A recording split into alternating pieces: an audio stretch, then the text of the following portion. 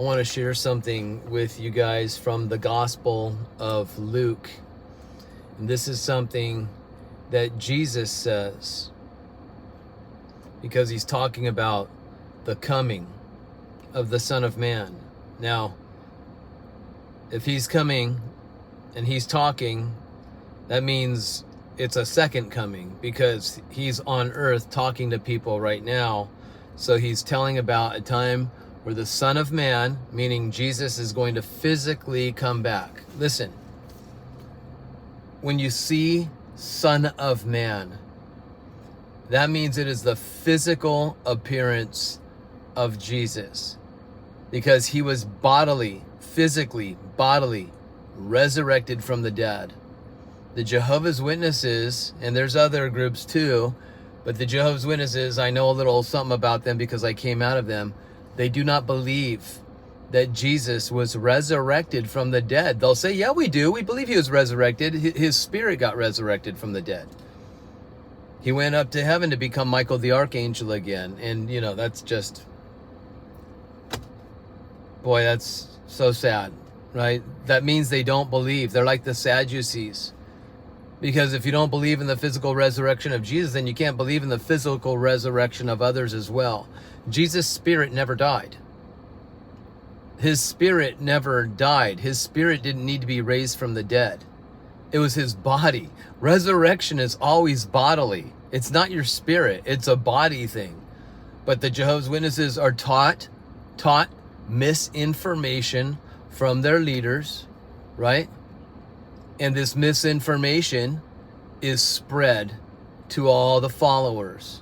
And then the followers take misinformation, scriptural misinformation. It's not that the scriptures are giving them misinformation. It's their interpretation of the scriptures that they're receiving from their leaders that's giving them misinformation, and they're spreading this.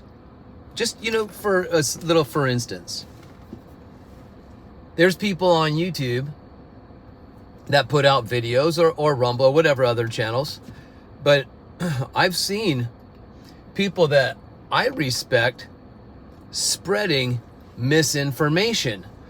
And it's not because they are purposefully spreading the misinformation, but they're getting misinformation from other sources, putting it on their channels and spreading it. And I've seen it. And then I don't see that they go back and check on things and say, oh, you know what? My bad, my mistake. I spread misinformation. Sometimes they do, sometimes they don't. But when it comes to the leaders of the Jehovah's Witnesses, never, ever, ever will they ever apologize. They will never make a public apology and say that they were actually wrong about something and spread misinformation. All they will say is, God gave us new light, right? He just gives us new light all the time. They could have been teaching false thing after false thing after false thing, which they've done so much. Every Jehovah's Witness should be aware of this by now. But how the leaders of the Jehovah's Witnesses get away with it is they put it on God. Oh, he gave us new light. The light that he gave us before, well, that's old light. But God gave us new light.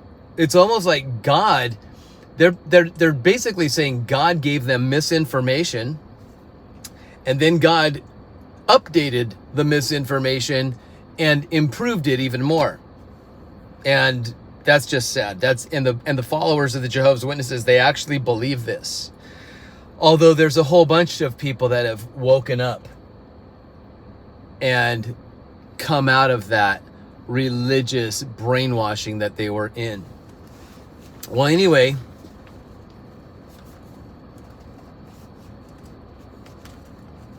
I want to take the words of Jesus here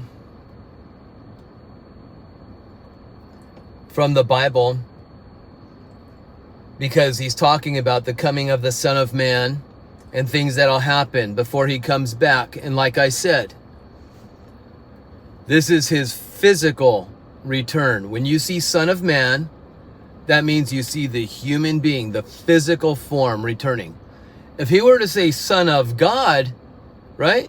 The Son of God, the return of the Son of God. See, Jehovah's Witnesses, They were taught that Jesus returned invisibly back in 1914, although now that teaching that was a huge foundational doctrine of theirs, they had so many prophecies based on that date, 1914, when Jesus invisibly had returned. Took some time, and then after some time, he chose their religious leaders to represent him. Jesus chose these religious people, these watchtower leaders, they're called, watchtower society, they call themselves, the governing body, they call themselves. Jesus turned his attention toward them and chose them to represent him and his earthly kingdom. And these guys are going to go to heaven someday, and the other Jehovah's Witnesses are going to stay on earth, and these guys are going to reign from the heavenly kingdom over the earth, right? During what's called the millennium, 1,000-year reign, where these guys will be put in charge under the authority of their Jesus Christ. Not your Jesus Christ, but a different Jesus Christ they teach about. So anyway, so they say Jesus invisibly had already returned. The return of Christ, the second coming, it already happened because he invisibly returned by turning his attention toward the earth. See, his attention wasn't on the earth, but then he turned his attention toward the earth, and that was his return. And that's when he chose the Jehovah's Witness religion to represent him, right? Misinformation. So anyway, we're talking about the physical coming back of Jesus, not the invisible. See, Son of God, that's what you can't see. You can see the attributes of the Son of God. You can see God working through his Son through so many things. Jesus had the Spirit of God in him, not the spirit of Michael the Archangel.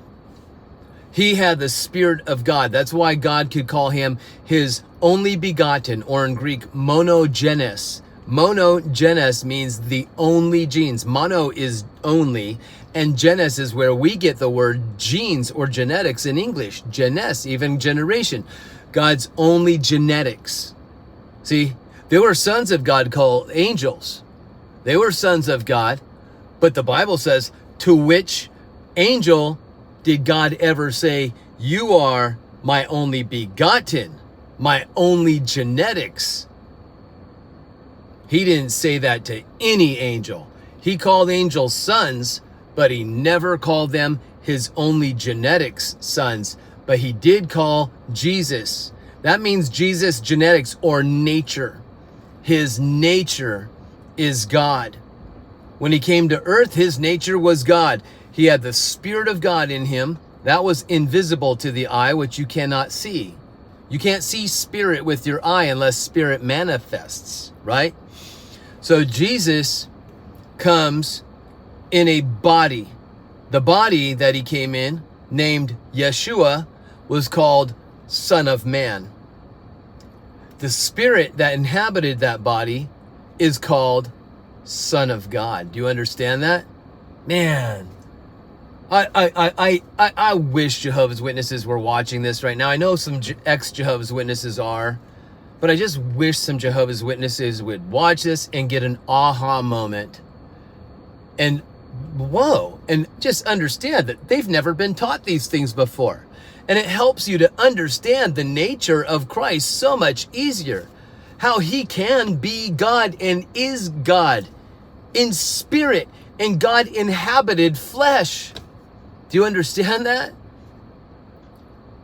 Okay, so I think I got my point across, and I hope that helps. Just a little bonus information before we get into Luke chapter 21, verses 25, probably through 28.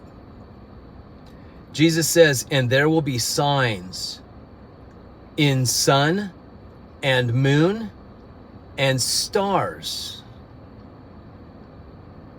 and on the earth distress of nations in perplexity because of the roaring of the sea and the waves. What is perplexity, by the way, just in case you don't understand this? It's aporia in Greek, which means anxiety and doubt. So Jesus says there's going to be signs in sun and moon and stars and on. Okay, so it doesn't say there's going to be signs on the sun, on the moon, on the stars. It's the Greek word in. It's en. En is how they would say it. We say in. It means inside or within. But when Jesus says there'll be signs on the earth, it's the Greek word epi. Epi, which is upon the earth. Upon the earth. So this is interesting. And by the way, the Jehovah's Witnesses believe that their leaders are this 144,000 class of heavenly beings. They're going to rule from heaven over the earth, right? And they say over the earth. But the Greek word is epi. It's upon the earth. So these Jehovah's Witness leaders have it all wrong. You know, they're claiming that they're this group, they're not the group, and they claim that they're going to be over the earth, meaning from heaven down, but the Greek word is epi, upon the earth. It's just a bonus. So there will be signs in the sun, in the moon, in the stars, and on or upon the earth, distress of nations, in perplexity, which is the nations will be in anxiety and doubt. Why? Because of the roaring of the sea and the waves. Okay, so there's going to be something ginormous going on with the ocean, you guys. And obviously, the sun, the moon, the stars are going to affect the ocean. And it's going to mess things up in people's minds here on the earth. They are going to be in aporia, which is anxiety and doubt. It says in verse 26, people will be fainting with fear and with foreboding of what is coming on the world. What is fainting? Fainting in Greek is apopsuko. Apopsuko. It means apart or separate from the soul. Ooh, fainting. Apart or separate from the soul. What's going to cause them to do this? It's fear. Fear and with foreboding of what is coming on the earth. What is foreboding? We know what fear is. What is foreboding? Foreboding is prosdokia. It means anticipation. So what they are anticipating of what is coming and what is going to happen, it's going to cause them to be apart from their soul. Right? Like fainting. For the powers of the heavens will be shaken. Powers is dunamis. That's where we get the word dynamite. Dunamis. It's powers. The powers of the heavens will be shaken. Doesn't say that earth is going to be shaken. It says the powers of the heavens are going to be shaken. And then they will see the Son of Man coming in a cloud with people and with power and great glory. With power and great glory. He'll be coming in a cloud. Cloud is nephele. Nephele. Almost like Nephilim, right? Interesting. Nephele. That's what cloud is. Verse 28. Now when these things begin to take place, straighten up and raise your heads, because your redemption is drawing near.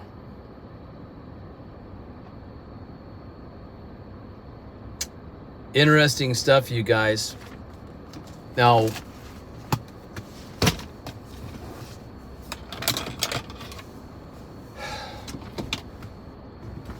there are going to be people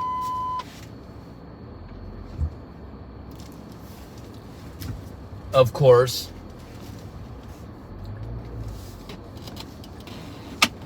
that are going to be looking for redemption, because they will be living in terror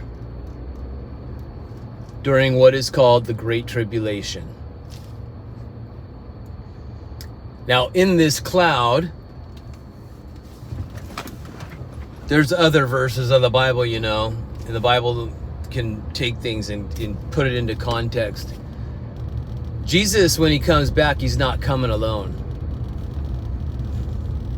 He's going to be bringing not only angelic armies with him, but he's going to be bringing those that were harpazoed to meet the Lord in the air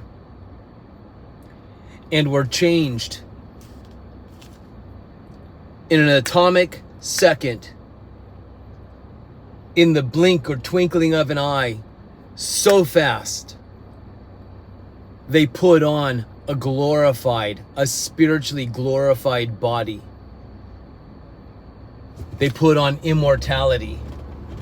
They put on what is mentioned in the Greek only twice. They put on oikaterion. Oikaterion. This is their spiritually glorified, immortal bodies. And they'll be coming back. And they'll be judging falling angels. And there's going to be a war. Now, those that were led to Christ during the tribulation, Jesus is saying, look up. Your redemption is near. Now, what's he going to do for them? Look up. Don't look down. Don't look at your iPhones. Don't look down. Don't look at other people for your salvation. Don't look down. Don't look for tunnels to bury yourself into the earth. Others will be doing that. But those that were led to Christ during the tribulation, look up. Your redemption draws near.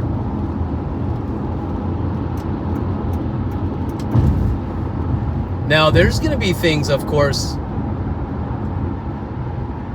before the tribulation begins, the Great Tribulation. I mean, tribulation is already here. And the world is about to enter into a tribulation that has never been witnessed before.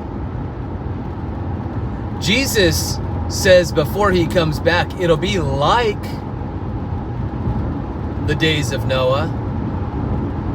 But according to Jesus, it's going to be worse. Worse than the days of Noah.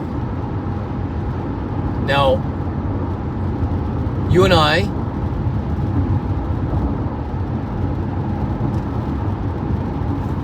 we weren't really living in the times of the days of Noah unless you're an angel on earth and you're watching this video, right? We know angels come to earth. We know that we could be entertaining an angel unbeknownst to us. You might be entertaining an angel. I've heard so many awesome stories, man, of people that saw these beings that they looked human to them and looked like just an ordinary man, which angels can appear to be like that. They can also appear to be like things that where your soul would be detached from your body, faint out of fear. There's some angels that, man, when you look through the scriptures, there's some angels that to your eyes would be very, very terrifying. Because you're not used to seeing beings like that. Right? Listen, there are things that might have a little something to do with angelic DNA. Certain types of hybrids that are here on earth that people have witnessed. Certain types of cryptids that people have witnessed that were like the days of Noah, because in the days of Noah there were hybrids all over the earth, known as these beings called Nephilim.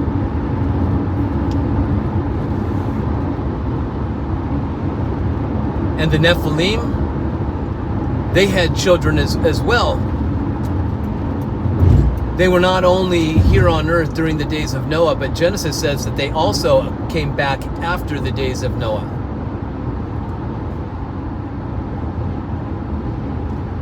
And there's all sorts of different, let's just say, abominations.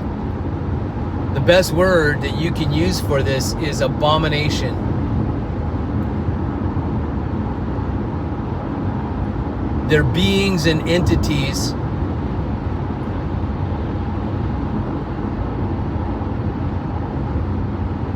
that are a design, a byproduct of the fallen ones. Not of the good guys, but of the bad guys.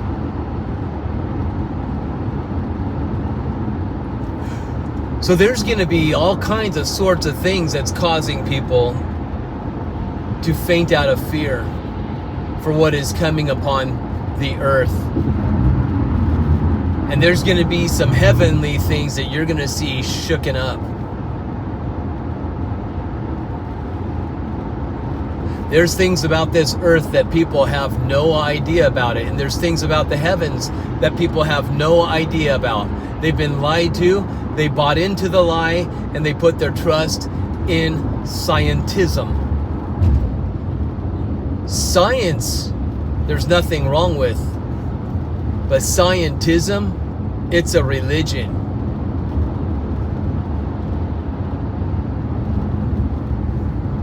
That takes the word science and puts the label science on it. But scientism, it's a belief system. It's a religion. Trust me, scientism is toxic.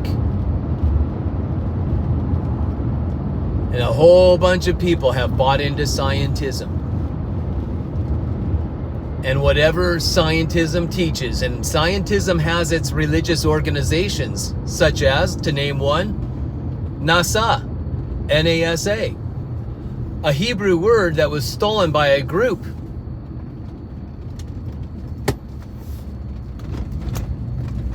They won't tell you that they stole the word NASA from the Bible, but it comes from the Bible. It's a Hebrew word, NASA. It means to go up, carry off, lift up, lift off. Up, up, up and away. NASA. So of course they stole that word, but they'll never tell you they got it from the Bible. How about CERN? C-E-R-N. Look them up sometime. Smashing particles together, trying to open gateways, portals, to let things in or even to let things out. That's what a doorway does, right? The doorway lets things in or lets things out. And they're trying to smash particles at certain speeds to open up portals. Perhaps prisons where these angelic entities were sentenced to for coming here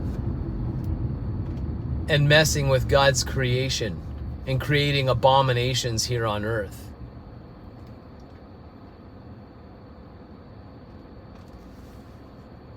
Now, this video is not to instill fear into you. In fact, I'm just sharing what Jesus shared and letting you know that Jesus also says this to his followers, those that put their trust and faith in him, to let not your hearts be worried, neither let them be afraid. Do you hear the word let? Let means don't allow it. Jesus is saying, I'm putting you in charge of this, so don't let it happen to you. That's going to take a lot of courage and a lot of trust in the Lord, isn't it? It's best that we start developing this trust right now. Developing it, not waiting for trust to just kind of come upon us and overwhelm us someday and, oh, I totally trust the Lord, I have no fear. It's best to start developing this right now, you guys. And when you develop it, guess what? Here's what's crazy. Resistance comes so that you can develop things. Development comes through resistance. For instance, if you were to say to the Lord, Lord, help me to have self-control. I need self-control. Well, of course, self-control is deposited into your spirit because it's a fruit of the Spirit. It's something that's produced from the Spirit, but you got to get it in your soul. You got to get it in your mind. You got to get it in your body, right? So self-control is something that needs to be developed through your soul, your mind, into your members of your body. But it starts with the Spirit, which you already have in you if you're joined to the Spirit of Christ. Now, if you say, Lord, I need more self-control, you got to help me with this. Well, of course, but you know what? Don't be surprised if something comes against you. People, drivers, financial things, that cause you to lose it. Well, no, you don't want to lose it. Self-control is controlling it. So resistance will come your way, just like patience. Lord, I need patience. Well, so let's develop patience in you. So there's going to be things to come against resistance so that you can develop that patience in you, because your spirit is full of patience. When you're asking the Lord for help, you're asking the Lord help you to get it into your soul, into your mind, into your body, right? So resistance comes. That's why let not your heart be troubled or worried, neither let it be afraid. Well, it's time to start developing these things right now. And guess what? There are things that are happening now.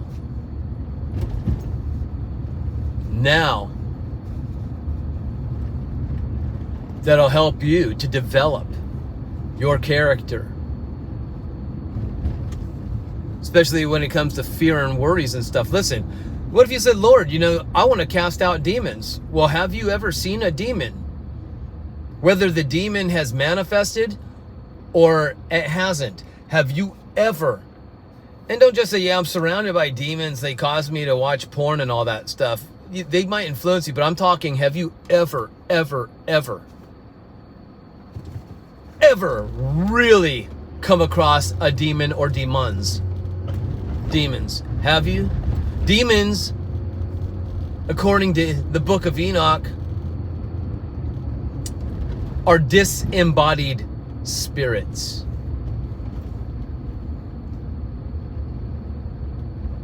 Of the hybrids.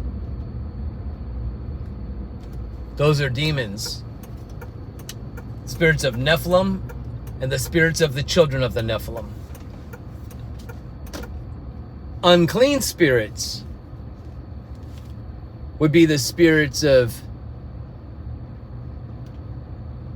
creatures that are abominations, that the angels had tampered with, changed their genetics, their DNA, hybriding creature upon creature, perhaps even adding a little of their own DNA into the mix.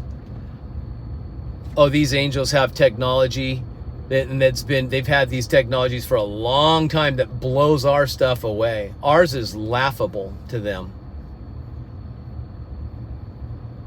So if you're wondering, well, how could they have gotten their DNA into people and all that back then? Did they have syringes? Did they inject it into people? Listen, their technologies are beyond anything that we have. Guarantee you they were far more sophisticated back in the days of Noah than we are here on earth today. They would laugh at our iPhones. They laugh at our computers. They laugh at our vehicles that can fly.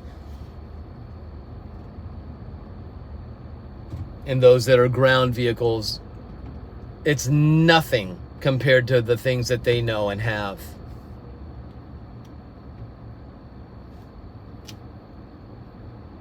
And these angels have taught their children. But have you actually come across any of these creatures? Or demons, these entities, these spirits, these evil spirits, whether they be unclean spirits that are animalistic or demonic spirits. And a lot of them pretend to be human beings. The spirits of your family members or friends. That's where you get the word familiar spirit. Familiar has the word family in it. But it also could be friends, people you don't know. Oh, we bought this house and the spirit of the little boy is still living in the house. No, you're dealing with something that's a disembodied spirit, but it is not of that gentle little boy that used to live there, even though it might appear to be so. That's just because it wants to trick you so that you will entertain it. Because like I said earlier, unbeknownst to us, we could be entertaining angels, but we could also be entertaining fallen angels. Not just the good guys, but the bad guys. And guess what? You might be entertaining the demonic spirits of the children of the... God, I'm trying to park this car, you guys. I can't back into here. I'm going to go somewhere else. These spots are ridiculously small where I was just at. You might be entertaining an angelic spirit, right? When I say angelic, I'm talking about something that had the DNA of angel and man, as in mankind here on earth, that had died in the flood or even after the flood, like Goliath. Goliath's spirit is still roaming around on the earth, and so are the spirits of his brothers. Did you know that? They're called demons, evil spirits.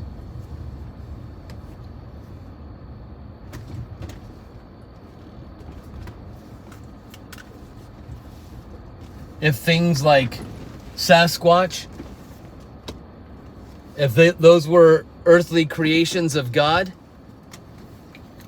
but the angels messed with some of these beings, these Sasquatches, and tampered with their DNA, maybe put some angelic DNA, because there's some people that say they see these creatures, and these creatures do some supernatural things that they can't explain, even to appearing out of portals and such. And I know that you think, oh, this is crazy, man. This is crazy talk. This is goofy. Well, then, you know what? If you're here during the tribulation, you're going to see things on earth. And maybe even before the tribulation. I think we're going to see things before it too, before the great tribulation happens. Because there's people that are witnessing demons, fallen angels, Nephilim. Perhaps that's what these guys that are flying around in these UFO, UA, what do they call it? Unidentified flying objects, UAPs. There's other words for them. They keep relabeling them. But USOs, the unidentified submersible objects.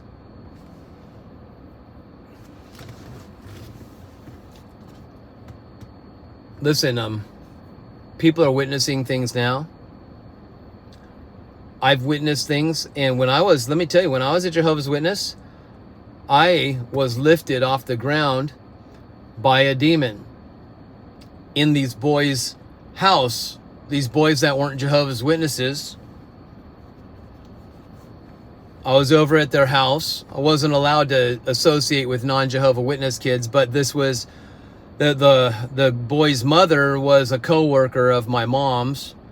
And they had some work stuff that they got together to talk about. And so my mom brought me with her. And then this woman just so happened to have some sons. And these sons were talking about the ghost that lives in their house. And I didn't believe in ghosts because I was a Jehovah's Witness, but I did hear a whole lot about demons. It was something they talked about constantly all the time. And I was terrified of demons. It wasn't until I left the Jehovah's Witnesses religion that fear of demons had left me. Right? I mean, left me. The day that I called out on the name of Jesus, the fear of demons had left me. Now, there's some believers that are probably, are maybe afraid of demons. right? But that fear of demons had left me. Now, if I were near a demon or around it today, I can't be afraid of one if I'm going to cast one out. And if you want to cast out demons, well, have you ever been around that kind of toxic energy? Not just saying, oh yeah, they mess with me and it makes me watch porn or angry or something like that. I'm talking, have you ever seen the manifestation? And not somebody that's acting like they have one, because unfortunately there are people that go into churches, they want attention. I'm not saying everybody, but I have seen it happen. These people that like to scream and have people pray over them for hours and hours, paying so much attention to them and yelling, get out demon, tell me your name demon, and people doing ah!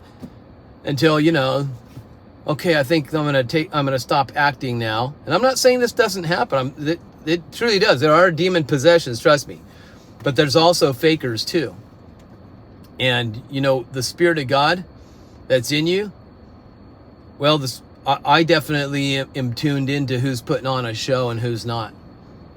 Whether I'm right or wrong 100% about it or not, I don't know. But I've seen showboating, and then there's the real thing. And the real thing, you just know that you know that you know, especially if you've been around it before.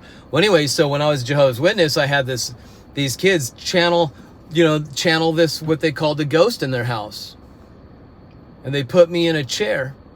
Here, take this chair. So we took one of their kitchen chairs, brought it into the hallway, opened the hallway bathroom, the door, opened the door so I could see in the mirror, and they put their fingers.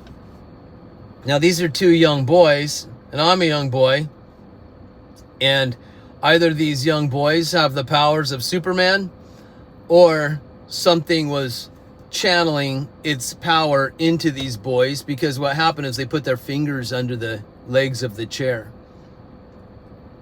and started chanting something, and that chair started going up to the ceiling, where my head touched the ceiling.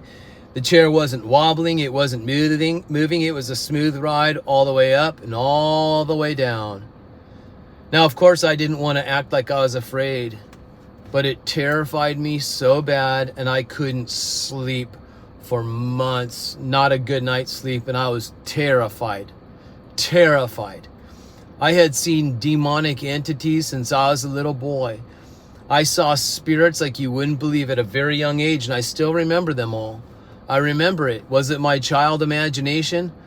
I know kids imagine things, but I remember seeing the manifestation of so many spirits when I was young.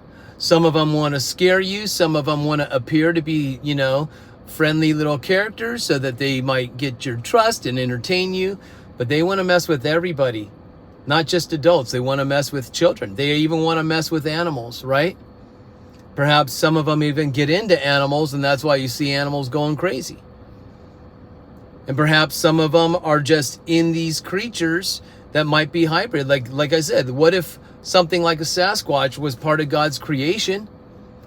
They get on two of a kind, Sasquatch and his mate, the female one, they get on Noah's boat.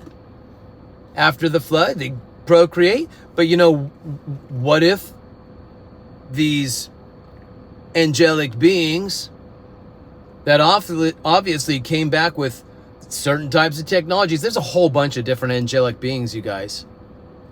Just because like the book of Enoch says the Watchers, they're the ones that started messing with people, but then they go into a prison, right? And you might not physically see that prison. Perhaps you can, I don't know. But you know what? There's a prison that they're in. And I'm sure that CERN, C-E-R-N, I'm sure they are involved, perhaps. Oh, trust me, they do some spirit worshiping things. You should see this group, what they do. And don't be surprised. Don't be surprised what I said about NASA, you guys. They're not those guys that you think they are, these good little innocent. Oh, they're up to all kinds of deception. They're working in alignment with the enemy. I'm not saying every single NASA worker is completely knows what's going on, because I actually had a customer, this guy used to cut his hair, who said he was working for NASA building things, right? Robotic type things, believing that his things are part of these land rovers that are being sent to what he thinks went to Mars. I guarantee you, they're not sending nothing to Mars. And I don't care if you see footage of Mars or not. I guarantee you that is manipulation. I guarantee you it's manipulation. Right? They're just trying to play trickery. So anyway, but that's for you to decide. You know, I'm not going to put you down if you believe we have land rovers on Mars, filming things on Mars. They can just change the coloring of stuff and look at it. It's a red planet. No, that could be them filming in a desert somewhere, in the desert, and just coloring with their technologies, making it look red and such, right? It's crazy, you guys. So anyway, yeah, no, but groups like CERN, I do believe they're trying to open up portals, dimensional type stuff, letting these entities out, hoping to get them out of their prison. And there will be a time when these things are let loose from their prison. God's word says so. And there's going to be things that are not only heavens, coming from the heavens, getting people fainting out of fear, not only stuff that happens in the ocean, the roaring of the sea, what Jesus was talking about, but there are going to be some beasts that come out from within the earth, perhaps living in tunnels. Perhaps that's why people don't see these beings called Sasquatch. Perhaps they tunnel. And I'm not saying all of them are evil creatures. Some of them might be part of God's creation, just certain types of animal, right? Animal species. Maybe kind of how gorillas and apes and chimpanzees, that type of thing, they look kind of like humans, but they're not, you know, part of creation. But then there's a whole bunch of things that have been tampered with, right? Just like Nephilim, beings that were tampered with. And Nephilim would be an abomination, just like these animalistic things are abominations too. So I actually had experienced demonic energy coming around quite a few times, being lifted in the air, had my hair pulled by one when I was young, looked, and this black glove looking thing was under my bed and went under there, pulling my hair, and then went under my bed. I seen all kinds of characters in my bedroom as a child all the time throughout my house. I'll share more experiences with you. I'm going to tell you someday about a character called the Devil of the Lucy that appeared in my dreams all the time. The Devil of the Lucy. I learned of her at a very, very, very young age, and it was terrifying. I'll share that with you eventually. I'll share with you guys a lot of UFO sightings that I've seen, because I've seen a bunch of them over and over and over again. It's almost like once you see these things, you are going to keep on seeing them. I've seen what I believe was a Sasquatch. It happened so fast. I already shared that in a video. I don't probably need to share that again, but I've seen things that people say, no way, impossible. But I've seen them. And I know there's demonic spirits out there. And let me tell you something. If you don't have the armor of God, which comes through having the Spirit of God in you, then what are you going to fight with? Huh? What are you going to be protected with? You going to hide under your bed? You going to go hide under a rock? People be hiding in caves, begging that the mountains in the caves, then the rocks would just fall on them, crush them, right? Like they want to commit suicide because of what they're seeing and witnessing on the earth. Do you know how many of these beasts that come out of the earth, different forms and all that, abominations? Do you know how many of these things are going to be killing? Do you know how much of mankind is going to be killed by these things? There's going to be a lot of crazy stuff going on, you guys. A lot of it. You know, the one thing I want to say is don't be inviting it into your life. If you're playing games with anything like Ouija boards, tarot cards, crystals, well, crystals are organic. They're from God. Yeah, but if you take these things and manipulate them and use them wrong, right? Then you're turning them into things that are energy portals for demons. What do you think a Ouija board is made of? It's made of stuff of the earth, right? Whether it's cardboard or plastic or whatever, it's made of stuff from the earth. Well, it's organic, it's God's. Well, it's been manipulated. And it's been turned into something to act as a portal. Right?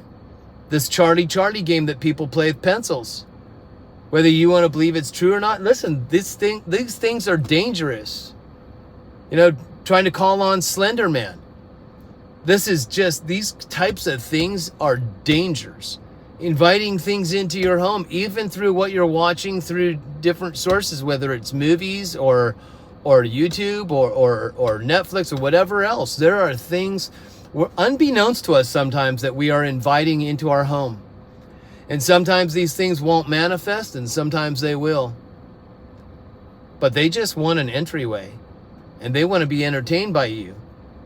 But they don't want to treat you well, even though some people say, oh, they treat me so well, they play with me. No. All they mean is harm for you. All they mean is harm. So just remember, you guys, have no fear. And I'm not saying develop that thing where, okay, how do I develop having not fear? Well, maybe I should invite a little bit of demon into my life and all that, and it'll help me to put up resistance. Isn't that what you were saying earlier? No, I am not saying that. But I'm saying these things, they'll come, and you know what? They come through people a lot. They come through other things that happen, circumstances in your life. It's coming. We are being warmed up. We're being prepared. But it's going to take the armor of God, the spiritual armor of God, for your protection and for your warfare. We're not just defending ourselves. We're going on the offense, you guys. We're being prepared for it. For those that'll be here during tribulation, put your trust in Jesus. Put your trust in Jesus. Be led to Christ. Best to do it now. But if you don't do it now, I hope you do it during the time of tribulation. Because that's your redemption. That's your redemption. And that's your only hope. And there's so many of us that already know it because of what he's already done for us. Because we've allowed him to come into our lives. We've opened up the doors of our hearts and invited him in. It's not always easy to put your trust in Jesus. Scripture says, labor to enter into the rest of God, into his rest, resting. Meaning, you know what? I put my trust in you, God. I am resting in you. I'm putting my trust in you. It's a labor, right? Especially when you have things that come against you.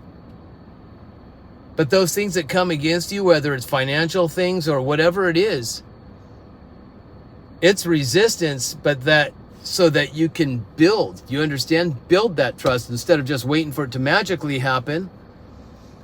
It's in your spirit. Now it's getting it into your soul, into your mind, even into your very body. Anyway, all right, you guys, I love you. I hope this message has blessed you.